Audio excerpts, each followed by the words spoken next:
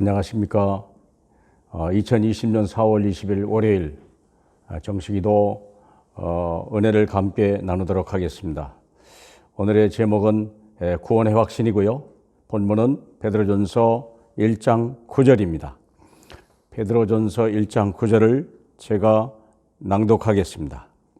믿음의 결국 곧 영혼의 구원을 받음이라. 믿음의 결국 영혼의 구원을 받음이라. 우리가 구원을 받아야 되겠고, 구원을 우리는 예수 그리스도를 통하여 구원을 받았지 않습니까?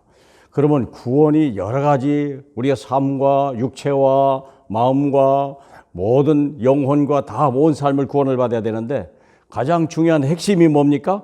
영혼의 구원이라는 거예요. 하나님이 우리를 위해서 영혼의 구원을 위하여 하나님의 아들을 이 땅에 보냈다는 사실을 우리는 확인해야 될 필요가 있습니다. 자, 그러면 그러기 위해서 우리의 근본 문제가 뭔지 알아야 돼요. 근데 그 문제가 뭔데 우리가 구원을 받아야 되냐? 에베소 2장 1절에 보면 죄와 허물로 죽었던 너희를 살렸도다, 이렇게 되어 있습니다. 이 인생의 가장 근본 문제 첫 번째가 뭐냐면 허물과 죄로 죽었던 너희다, 이 말이죠. 이게 뭐가 죽었단 말입니까? 창세기 2장 7절에 사람을 하나님의 흙으로 사람을 만들고 생기를 그 코에 불어넣으니 생명이 되었더라. 이 말이 아주 중요한 말입니다. 잘 들어보세요.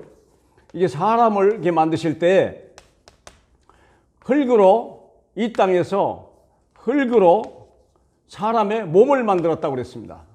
그리고 하나님이 여기에다가 생기를 불어넣었다고 그랬어요. 그래서 누가 됐더라? 이것이 생명이 되었더라. 이게 생명이 되었다 하는 말입니다. 다시 말하면 하나님과 같은 영적 존재가 됐다고 말입니다. 피조물인데 영적 존재가 됐다는 거예요. 그렇기 때문에 우리 인생의 본질은 몸은 비록 흙으로 만들었지만 우리의 생각이나 삶은 하나님 전체를, 이 생기가 하나님입니다. 하나님이 들어왔어요. 여러분, 그래서 고린도후서 4장 7절에 보면 우리 질그릇 같은 데에 하나님의 보화가 잠겼다고 그러거든요. 그러니까 이것은 질그릇이, 우리 육신은 질그릇이지만 우리 속에 있는 하나님의 생기가 왔기 때문에 이 보물이 보화라는 거예요. 우리 인생이 가장 중요한 것은 사람이 아니에요. 몸을, 우리가 그래서 이 생기가 중요하다는 거예요. 근데 창세기 2장 17절에 잘 아시다시피 먹지 말라, 선악을 알게 하는 나무를 먹지 말라, 먹으면 정령 죽는다 그랬거든요. 그런데 뱀이, 사단이 유혹을 해가지고 결국은 이걸 유혹한 거예요. 먹지 마라. 먹어도 좋다. 먹어도 죽지 않는다. 하나님은 먹지 말라, 죽는다고 그랬는데 마귀는 말하기를 먹어도 죽지 않는다. 그래서 사람이 선택하는 게 뭡니까? 하나님의 말씀을 버리고 결국은 마귀의 말을 따라가서 우리 인생이 뭐가 됐습니까? 그래서 죽은 거예요. 언제 죽었다고요? 육신이 죽은 게 아니에요. 육이 죽은 게 아니고 영이 죽었다고 하는 거예요. 왜냐하면 우리 살아있는 우리를 보고 한 말이기 때문에 여러분 잘 들으셔야 돼요. 뭐가 죽었다고요? 영이 죽었다는 거예요. 내 영이 죽었다는 거예요. 근본 문제, 내 영혼의 죽음을 위해서 영혼이 살리는 거예요. 그리고 두 번째입니다. 그러면 두 번째는 뭐냐면, 그래서 우리는 첫 번째, 그래서 육적 존재로 남아있는 거예요. 영이 사라져버린 겁니다. 그러다 보니 다른 게 왔죠. 에베소 2장 2절에 보니까 너희가 그때 세상 풍조를 쫓고 공중권세 잡을 자를 따랐으니 곧 불순종의 아들의 영들이라. 이게 얼마나 무서운 얘기냐면 우리가 육적 남아있는 존재는 결국은 마귀도 이기지 못하고 세상도 이기지 못하는 생기를 잃어버리기 때문에 인간의 가장 이 진짜 가치는 생기가 있는 거예요. 이건 짐승과 똑같은 존재예요. 이게 우리가 하나님을 떠나서 영이 죽었다 하는 자체는 짐승과 같은 존재가 됐다는 거예요. 그래서 육적 존재가 돼서 먹기 위해 사는 존재가 된 거죠. 근데 짐승보다 더 못하게 된 이유는 뭐냐면 세상 따라가야 되고, 그리고 공중권세 잡은 자, 마귀를 따라가는 쪽이 마귀의 자녀가 돼버린 거예요. 그래서 우리 주님이 말하기를 불순종의 영을 받았다 그랬다고요. 거기서 끝났으면 다행이게요. 에베소 2장 3절에 보니까 이제 육체를 위해 살아가야 될 거 아니에요. 그런데 이 육체를 위해 사는 자체가 뭐냐? 하나님의 진노의 자녀예요. 그러니까 인생 자체가 굉장히 불행한 거예요. 이게 태어난 자체가 불행한 거예요. 그래서 하나님이 이 인생의 이 세 가지 문제, 영원히 죽었다는 것과 공중권세자문자 마귀에 잡힌 자가 돼버리고 하나님의 진노의 자녀를 여기서 구원받아야 되거든요. 이게 인생의 무서운 함정이요, 이게 무서운 인생의 틀이요, 이게 인생의 중요한 올무가 돼버린 거예요. 이 함정과 틀과 올무에서 빠져나오는 길을 우리 주님께서 세 가지 일을 만드셨습니다. 갈보리 산에서 십자가에 죽으셨어요. 죽으실 때 아시다시피 모든 죄를 다 소멸했어요. 로마서 3장 25절에. 그는 의인으로서요, 우리를 위하여 십자가에 죽으셔서 우리를 의인으로 만들어버린 거예요. 그리고 부활하심으로 인하여 마귀를 박살내셨어요.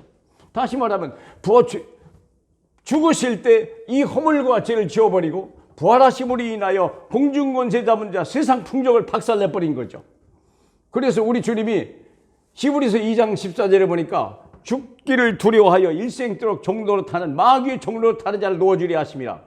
그래서 우리가 예수님이 죽으심으로 인하여 이 마귀 권세를 강하게 이 사망의 세력을 잡은 자가 무너져 버린 거예요. 그리고 주님은 말씀하셨습니다. 다 이뤘다. 요한복음 19장 30절에. 다시 말하면 우리 구원의 길이 완전히 열린 거예요. 그래서 이제부터 이 십자가에서 이 세 가지 문제가 해결된 거예요. 죄가 소멸되고 사단의 권세가 무너지기 시작하고 이 하나님의 진노에 이 모든 것들이 다 이루어졌다는 거예요. 우리 주 예수 그리스도의 십자가 사건으로. 그래서 두 번째 감람산에서 약속하신 게 있어요. 하나님의 성령을 약속해요. 다시 말하면 떠나버린 생기가 다시 오도록, 그래서 우리 영적 존재로 다시 신령한 존재로 하나님의 자녀로 바꾼 사건이 이게 뭐냐면 사도행전 1장 8절. 오직 성령이 너희가 임하시면 너희가 권능을 받고 땅끝까지 이르러 내 증인이 되리라. 성령이 임하시면 권능이 임한다는 것입니다. 하나님의 권능이 임하는 거예요. 얼마만큼은요? 온 세상에 땅끝까지 증인이 될 만큼, 땅끝까지 증인될 만큼 하나님이 우리를 그렇게 약속하신 거예요. 성령이 임하시면. 이게 우리 영혼의 구원이라고 하는 것은 이 떠난 생기가 다시 돌아오게 하는 사건입니다. 그래서 마가다락방에서 오로지 기도에 힘썼더니 하나님이 성령이 말하잖아요. 성령이 각 사람 머리 위에 임했더라. 120명이 늙은이도 있고 젊은이도 있고 똑똑한 사람도 있고 무식한 사람도 있었지만 그게 중요한 게 아니에요.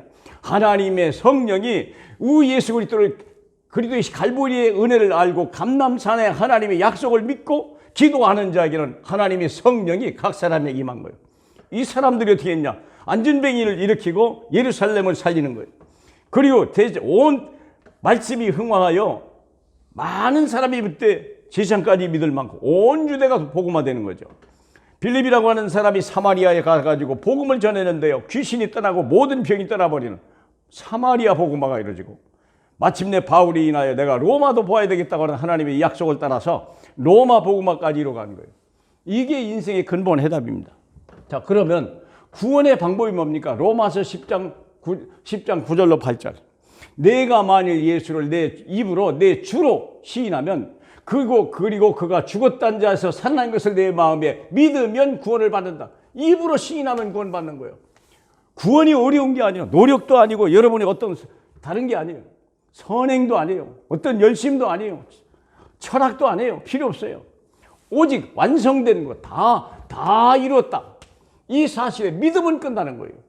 영접하는 자, 그 이름을 믿는 자는 하나님의 자녀가 되는 권세를 주셨다 그랬거든요. 그리고 영원토록 함께 하시겠다고 약속하셨어요.